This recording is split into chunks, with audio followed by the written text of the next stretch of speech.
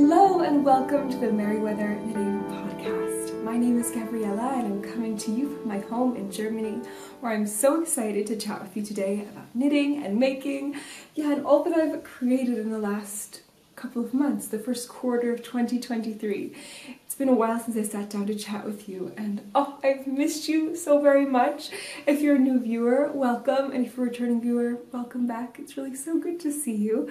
I have a little bit of knitting to share with you and lots of other fun crafting and art related things. So I hope that you'll get yourself a cup of tea or something warm and get cozy and join me for a little while.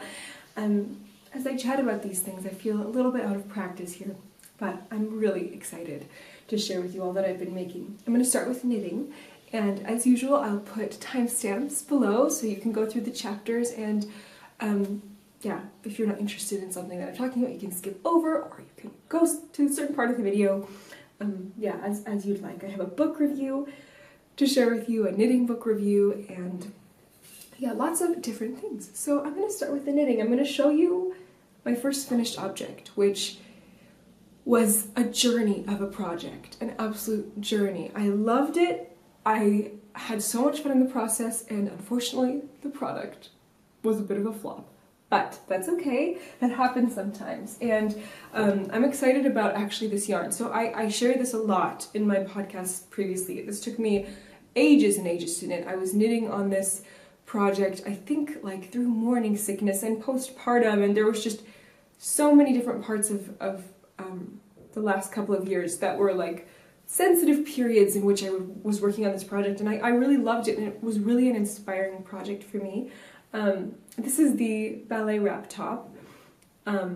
Everything will be linked in the show notes, which will be linked below on my blog, all the specific pattern details and yarn and all of that. So if you're interested, you can go there to see. But this is the ballerina wrap top, and I worked really, I worked on this project for a long time.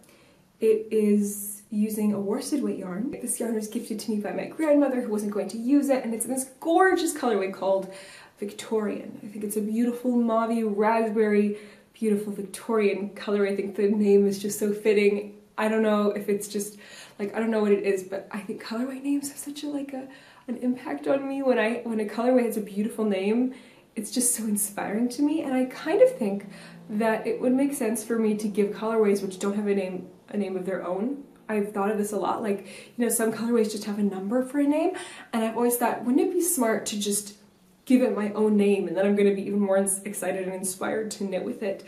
If it's just like a beige, to call it like, I don't know, like wheatgrass. Wheatgrass is more of a green, or like, I don't know, some kind of a beautiful naturey name, or if it's a little bit of a yellowy tone, to call it like vanilla. It's a warmer tone or something like that. I always thought that makes it so much more fun if a colorway has a beautiful name. But anyway, Victorian is the name of this colorway, and I loved the colorway. I loved the yarn. It's, I think, the non-superwash version of Wool of the Andes, which is really lovely. I love non-superwash yarns. I love wool yarns, and so it was fun to knit with. The problem is that honestly, this pattern was not written for this kind of yarn. I think it was written for cotton yarn, and I think a different weight, a different gauge for sure. And I just cast this on willy-nilly and thought, okay, I know my gauge, I knit a little bit looser, it should work out in the end, just thinking, it'll even itself out. That's not the way that one should go about things. Sometimes I've had luck, sometimes it's worked when I've done that, but this time it unfortunately did not work at all, and I also kind of wanted a different, I just totally really improvised on this project. Originally, here, let me show you how it looks. It's a very whack. It looks wild and crazy. Look. So this is how it looks. You see this band is crazy. Technically this wrap part should be like an I-cord edge, but I didn't want an I-cord edge. I wanted a ribbed edge, and I just kind of went for it. And honestly, when I wear this, it kind of works. If I were a bit smaller of a frame, this could really work because it stretches really nicely, and when it wraps, it's really comfy, and it's like kind of short sleeves. It's actually super cute. So if I were a little bit more, petite, it would work for me maybe, or it would work for someone who's a little bit of a smaller frame. But it doesn't work for me. really. It really doesn't. It looks kind of crazy. It's way too cropped. I knitted just like the pattern said, but obviously I knit with the wrong gauge, so it comes up like really high just right under my bust, and it's not very flattering for me. I definitely need something to come in at my waist or lower. I can't like have that kind of empire style, although this dress I'm wearing kind of looks like an empire style, but it goes a little bit lower, and so yeah, this dress works, but unfortunately it didn't work out with this sweater. And I was so, you know, honestly, I wasn't sad. I didn't actually mind. I don't mind. I really enjoyed the process. I thought it was a really fun knit, and I would probably knit this pattern again with the proper gauge and a proper yarn, because I love wrapped style anything. I love wrapped style tops. I love wrapped style dresses. Last year I sewed like 3 wrap dresses. I just love wrap things. I think they're very flattering.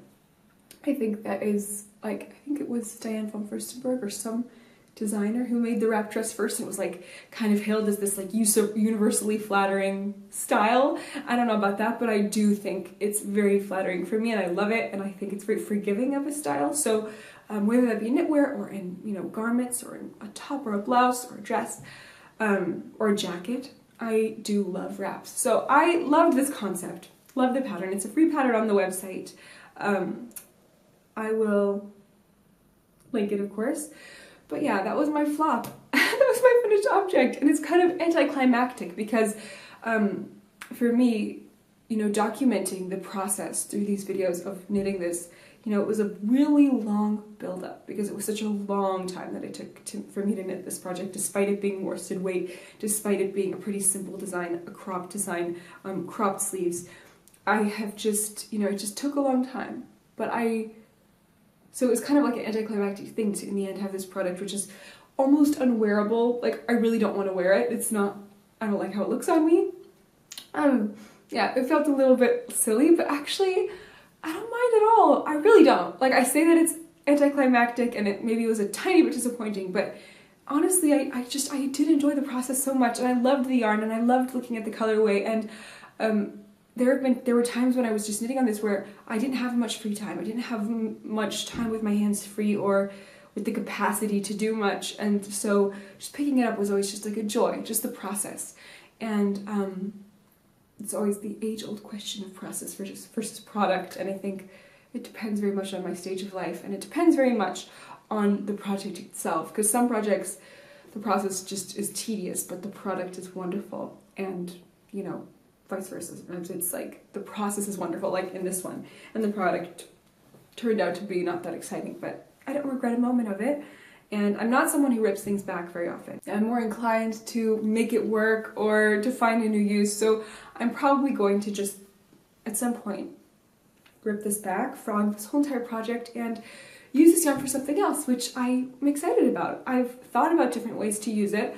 I do think I would love this colorway for me. I think the colorway would suit me, and I could imagine knitting a sweater for myself with this, but I don't know if I have enough for the kind of sweater I would want. I think I would want probably more of a little bit more of a negative ease, longer, like hitting me at the hips kind of a sweater length or cardigan. And I don't have enough yarn for that, I think. So I thought about it, and I think I'll knit a little sweater maybe for my daughter Vivian, who is now almost 9 months old.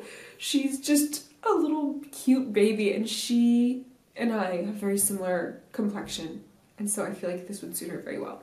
For Esmeralda is very much like a summer. She's a little blonde hair and kind of a different undertone, and I love to use kind of softer, brighter colors when I make things for her, and she likes those. Her favorite color right now is yellow, and so yeah, I like to use this kind of, like, I really would love to knit her a really yellow sweater. She has a yellow sweater now, which I did not knit, although I wanted to, but I would love to knit her kind of like a yellow sweater or a blue sweater. She loves like blue. There's this gorgeous, gorgeous pattern. I think it's called the Garden Gate pattern or the Enchanted Garden, and it's just a free pattern, which is pretty, yeah, I don't remember exactly where it's from, but I saw a sweater knit up with this pattern, and it was so beautiful. It's a color work pattern, so I would love to knit her that one. But for Vivian, I can imagine this would be really beautiful. And yeah, maybe I could make like a hat for myself out of the rest, or a pair of mittens, and then she and I could have like a little, my hat would match her sweater, you know, kind of a thing. I don't know, that's not like that would be a thing you usually coordinate, but this yarn is going to be put to use for sure. It's really lovely, and yeah, I love the process. So that's my first finished object. If you have ever had a project like that, where you just spent time and so much time on it and it ended up being not what you expected, it ended up being a little bit anticlimactic or even a little disappointing, I'd love to hear about it. I'd love to hear how you feel about those projects, if it's frustrating for you, if you have to go back and rip back and do it again until it's right. And a lot of people are like that, and I just admire that so much, because that kind of like determination and to bring something through to completion, like to have the idea and then to really find a way to make that idea possible, I really admire. I'm more like, the idea didn't work, let's find a new idea, or you know, something like that. But I admire when people can really just stick it out and keep going with that, say, with a certain concept. But yeah, I'd love to hear about your experience, if you have something like that, or a project like that you've done, or yeah, I'd love to hear what you would do if you were in my position. But that's my first finished object. I have another finished object to share with you, which I have documented as well on these videos on my podcast.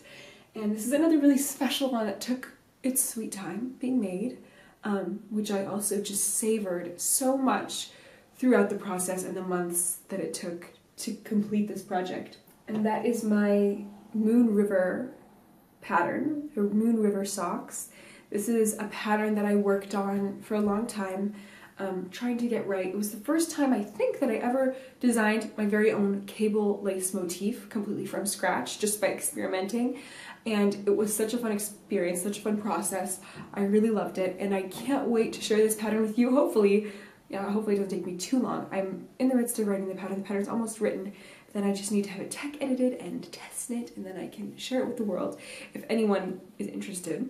But I do think it's so cool to publish a pattern, because it's like, then it's out there. It feels like this work, and I really love the process of designing something like this. I think it's so much fun.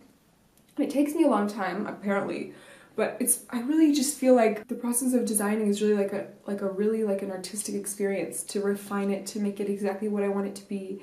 And I like the intricacy of this pattern, while it also being very, I feel like it's pretty knittable, pretty makeable. So this is the pattern. This is knit out of stunning, stunning yarn. This yarn is from Paper Crane Yarns in the colorway Soleil. I think this is the soft sock, strong sock. I forgot the exact name of the base, but Paper Crane Yarns is just stunning. It's by Ashley of Paper Crane Yarns, the podcast as well. If you've not watched Ashley's podcast, you absolutely should. She's just so lovely and wonderful, and she makes beautiful things. She is so prolific. She's such a prolific knitter. I'm always in awe of her when I see her work.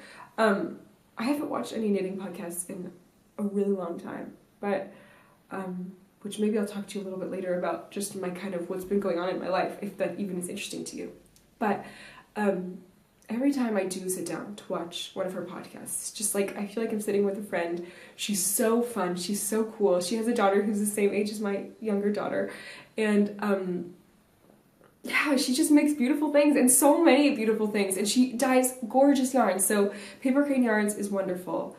And I would definitely check out her podcast and her shop if you haven't yet. But this is the Soleil colorway. And yeah, you can see this is the motif that I made. I don't know if you can really tell from here. Let me see if I could focus for you on it. But this is the motif. So it was just inspired a little bit by the colorway. The Soleil means sun, of course, as you probably know. But and I just love the sunshiny colorway. But it also made me think of moonlight and the reflection of sun on the moon, and kind of like a summer harvest moon. And that was the first thing I thought of, was a harvest moon. And one of my very favorite songs, and actually my ringtone on my phone, is Moon River, this song. And I just thought, oh, what a beautiful idea to think of a river, a moon river, the reflection of a moon, a harvest moon on a little stream or a river. And so that was what inspired this motif. And yeah, just kind of the ripples of water. And the pattern is a lace sock pattern. I think this would be a good lace sock pattern for someone who's never knit lace socks before. Even if it's your first sock pattern and you just want to dive in, you could do that too. It's pretty doable, I would say. It's not very complex because of the nature of it being, you know, just one, it's stockinette, the rest of it is stockinette. But there are little details in this pattern which I think make it really special and very knittable, very doable, but also intricate and just really elegant, like really a piece of art. I feel like any sock that has lace is like a little work of art to me, and so I really loved designing this and making these socks. And yeah, this is my very own pattern. I think this is the second pattern I've really brought to completion. My first one is my Calville shawl, which to anyone who's knit that pattern and enjoyed it, like, thank you so very much for supporting me. And it's always just a thrill to check in on Ravelry and see the projects that have been made, and yeah, just to see that pattern be brought to life other places. I was watching, there have been a few people who've made this shawl who, like, I just, every time I see it on someone who I feel like I have kind of like a friendship with, or I feel like I watch their podcast and they knit my shawl, it's just such a thrill. And it feels just like I get to see this design have a life of its own in someone else's home, around someone else's shoulders. That's such a meaningful, beautiful thing. I think, like, I don't know, is there anything better than that? It's just so special. So yeah, thank you so much if you've knit it and enjoyed it. Really, I hope that it keeps you warm for years and years and that you can pass it on to someone else. I think that's the beauty of knitting, is just being able to also share that, you know, heirloom quality pieces with others too in the future. So that's my second little finished object, my little Moon River socks. I have two more little finished objects here. I think I've made more than these, but I have these here just to show you as the kind of prototypes, because I went kind of bonnet crazy, knitting very simple garter bonnets. I think the pattern is really called Garter Baby Bonnet or something. Of course, it will be linked in the show notes as well. But it's a very simple free pattern. I think it's by Pearl Soho. I don't know who it's by. That will be linked as well. But it's just a simple little baby bonnet knit with 100% cotton yarn. The pattern originally is 100% cotton worsted weight yarn. I didn't have any worsted weight cotton yarn, and of course you could use any worsted weight yarn, I'm sure, but I really liked the idea of a cotton bonnet for kind of the spring going into the summertime. I loved it because I thought it was kind of nice to have a little bit something that's not super warm, super woolly, but that can keep the ears kind of covered and warm on those chilly, windy days, because sometimes we have pretty windy days, even though the sun is shining, like this time of year, it can be kind of windy. And so this is a perfect solution to that. And so, yeah, I had this yarn laying around, which I had meant for a different project ages and ages ago, but I knew I wasn't going to knit it. So I took this, I had 3 little balls of Rowan, I think it's called Summer Light cotton yarn, in this beautiful periwinkle colorway. And I knit this bonnet up for Esmeralda. I knit it up for her birthday, and she really loves this bonnet. I love it too. It's so cute. I took the 3 strands, I knit it up. It was a little finicky to knit with 3 strands of cotton yarn. That isn't very fun because cotton yarn tends to like get a little stuck here and there, but it worked, and it's extremely soft and beautiful, and I love the colorway, the periwinkle colorway. I think it's such a cute pattern. It's such a quick knit because it's just worsted stock, like garter stitch the whole time, and it's very simple shaping to make this little point in the end. You basically just then graft it, and then there are these I-cords at the bottom, which of course are for tying it up under the chin, which I think is so cute. And lately, Esmeralda has loved Beatrix Potter books. We've been reading them nonstop. She loves them. And sometimes she even listens to the audiobook of Beatrix Potter. And in Jemima Puddle Duck, she talks about like Jemima putting on her shawl and bonnet. And so she always talks about being Jemima when she puts on her shawl and bonnet. She wants a shawl. She has like a little scarf, which she calls her shawl. But I definitely want to knit her a little mini shawl to go with her bonnet. And it's just so cute. Like, she prances around the house in this, and I have a dress that is kind of blue that she wears, and it matches it quite well. And it's just such a cute little outfit. I just love it. So this was the first one I knit. I think I knit more than just 2, but I don't know where the other one went. I thought I'm going to make some gifts. I had lots of this cotton yarn. I think this is from, I forget the name of the company. It's the same like parent company of Regia Yarn. It's a German basic company, like simple yarn company. And I had quite a bit of their cotton fingering weight yarn as well. And so I just went ahead and knit, I knit some of these. I had exactly the same colorway. I knit this up for a little family member who's going to be born. My aunt is going to have a baby soon, and it's a little girl, and so I'm really excited, and I knit this up for her. It's just 3 strands as well, of course, of the fingering weight yarn. It's like 2 of this certain pinky shade and then 1 yellow. I would have done it all in 1 color, but I didn't have all in 1 color. I had 2 of the pink and 1 of the yellow, and I really like how it turned out. I think it looks really cute. Let's see if I can focus so you can see it a little bit better. But yeah, that's how it looks. I think it's so cute. Could you just imagine? I made the smaller size, so I think this is the newborn size. It's a little bit like, I don't think it's going to be too bulky for a newborn. It'll be nice and cozy for her. Can you just imagine a little baby with this little hat? I mean, that is just so cute to me. It's like a little pixie baby. And so I knit this up for a baby on the way, and I can't wait to gift it to her. It was such a quick, fun, easy knit, and I was just thinking and praying for this new baby and her parents and her siblings. It's just so sweet. So yeah, that's the next little pair of finished objects that I have.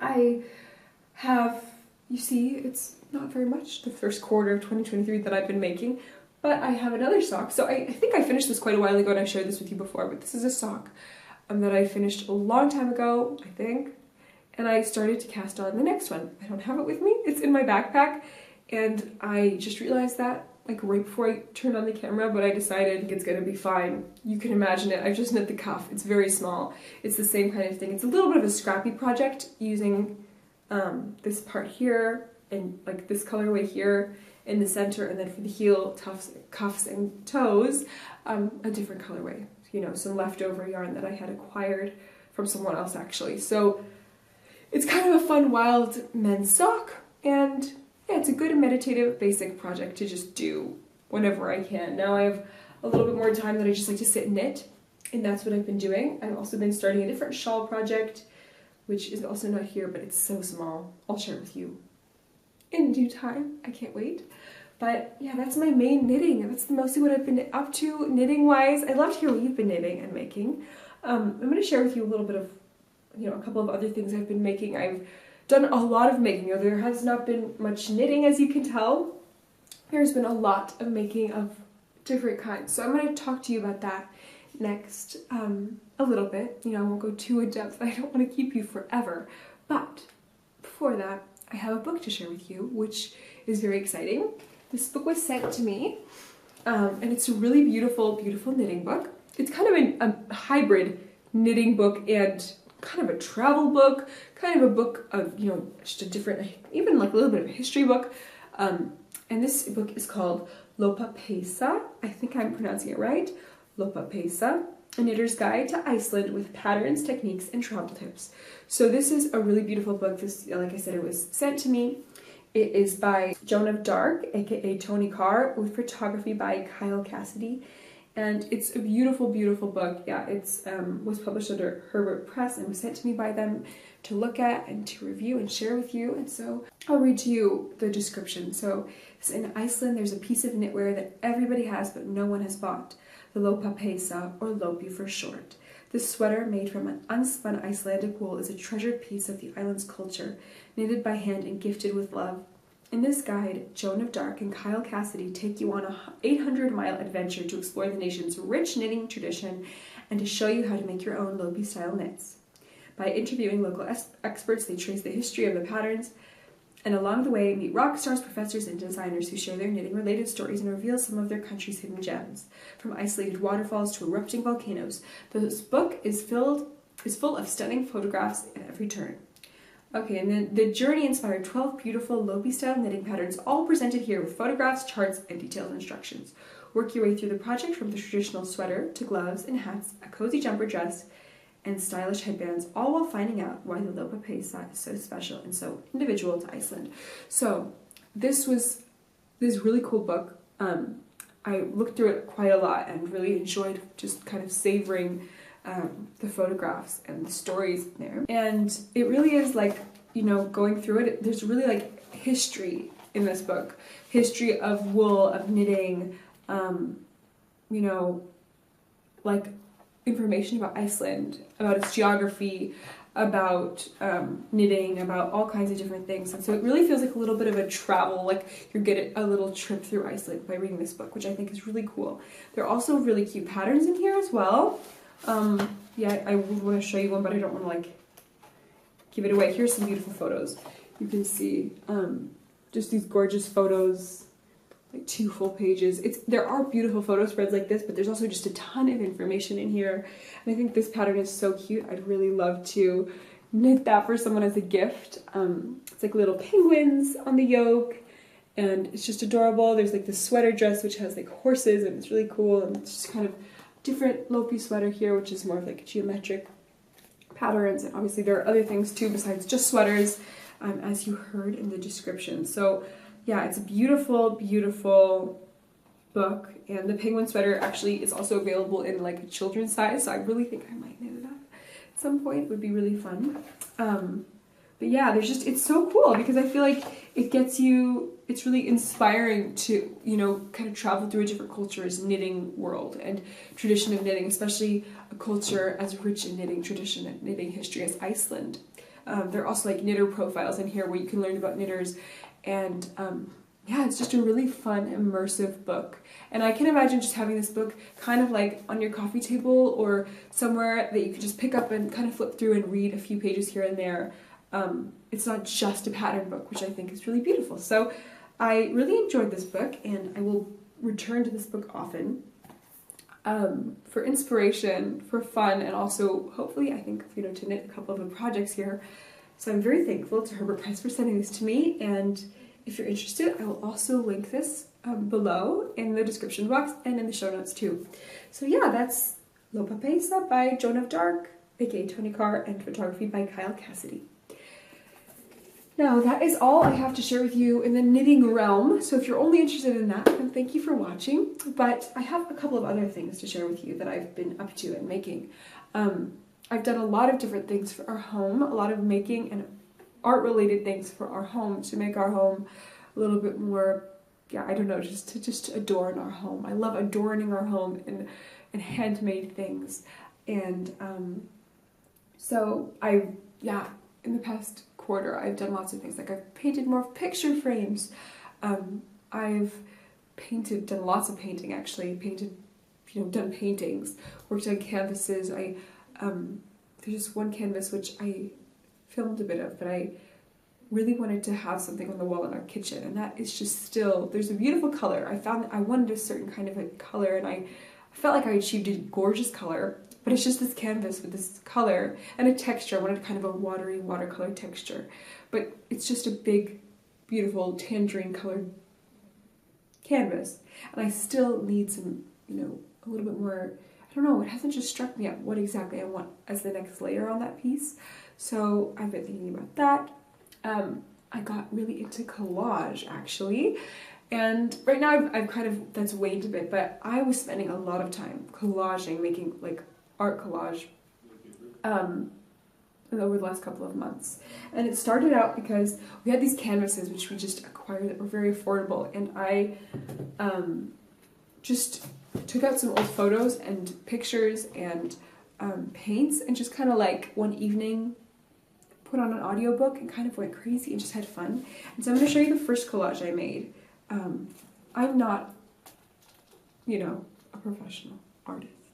I'm not a technically skilled person, but I also think it's so silly to give like kind of a disclaimer. What a silly thing to do. I'm just going to share with you what I made, and you can tell me what you think. This one, it was really just fun, and I don't have this hanging up anywhere at the moment. I have a different collage hanging up, which I'll tell you about in a moment, but this was the first one that kind of got me into it.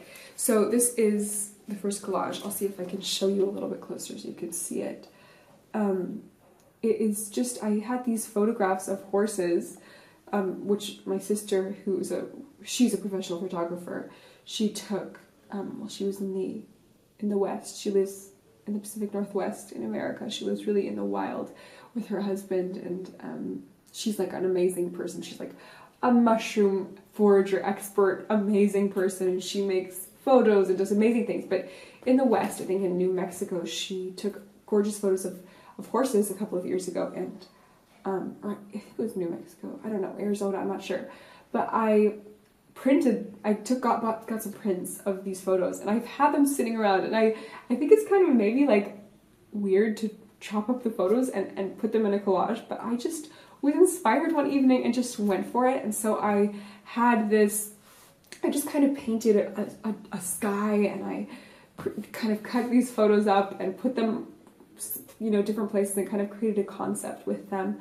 I also like had this kind of idea to put a Robert Frost poem there, which you'll see apparently Robert Frost was a big inspiration because he appears in different works, but this is a poem of his written by hand, which I printed out and kind of just incorporated.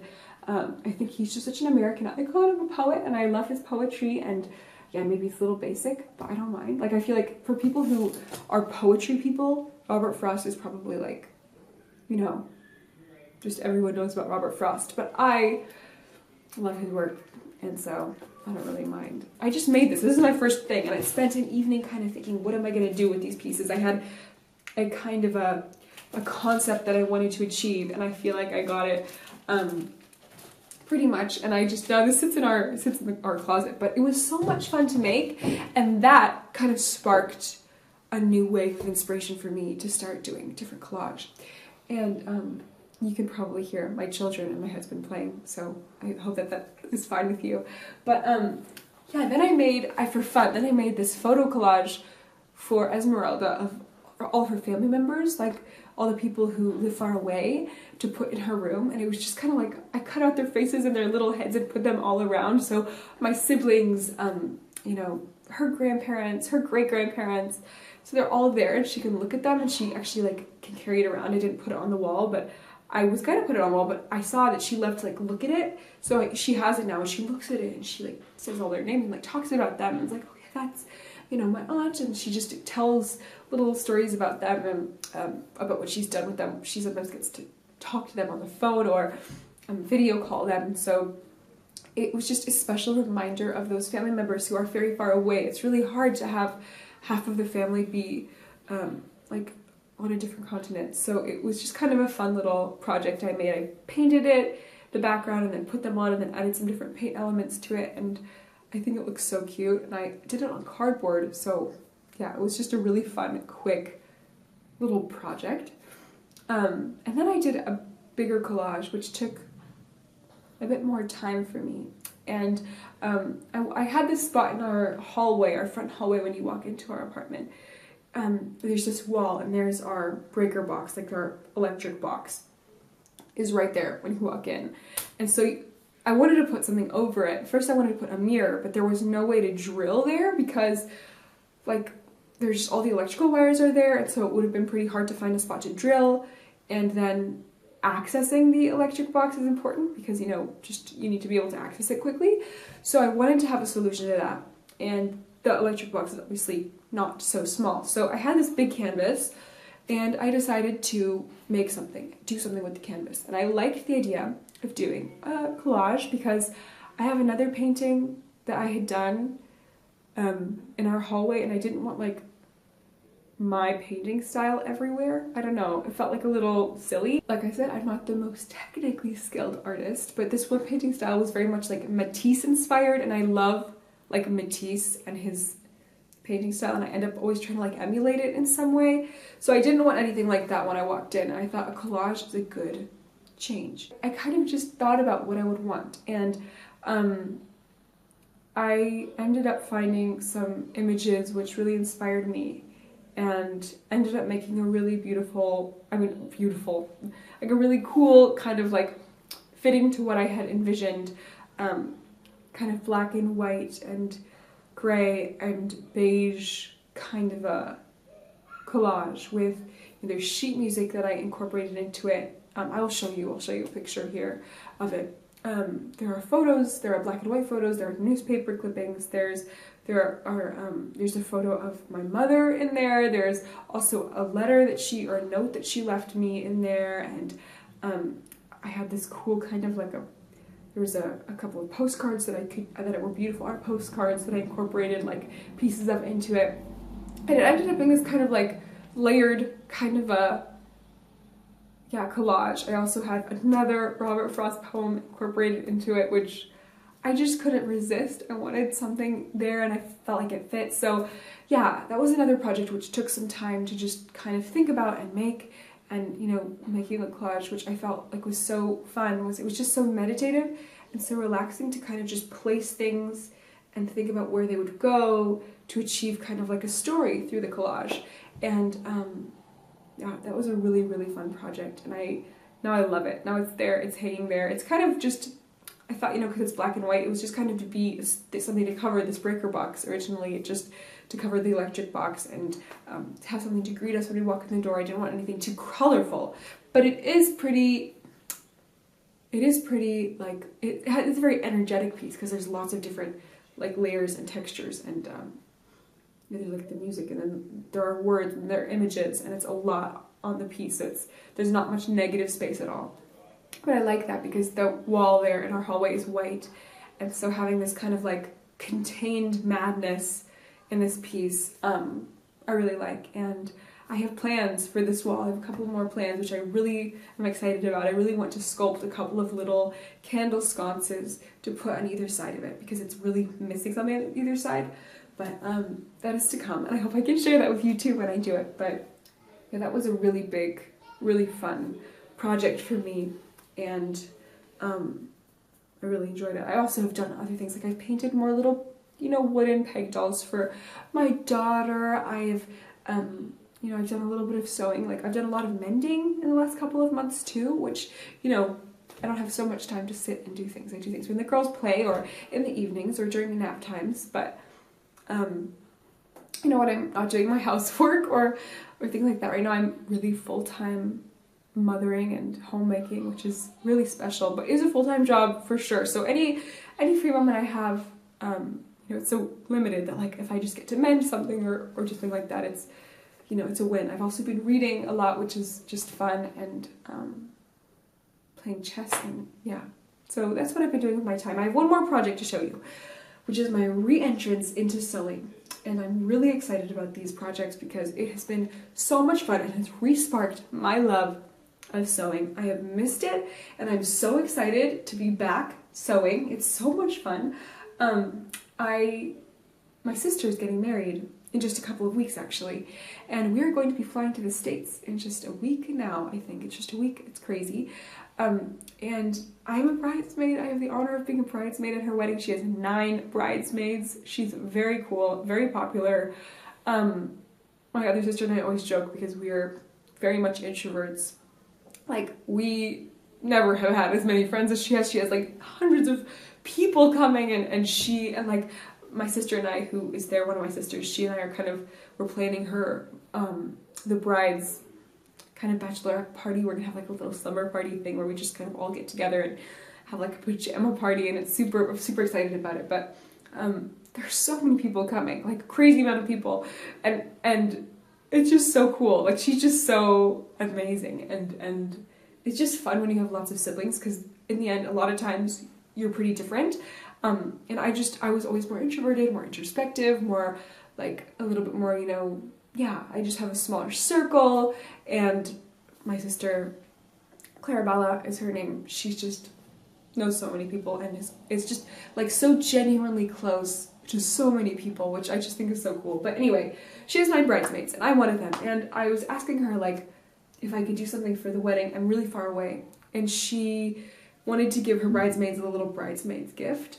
And so I said, hey, what about I like sew some scrunchies as part of the gift? So that's what I did. I made some organza scrunchies for all her bridesmaids. 9. I actually made more than this. I made quite a lot of them because I thought, maybe there's someone else I want to give one to, or they're just fun. In the end, I got really like in a flow, and I loved making them.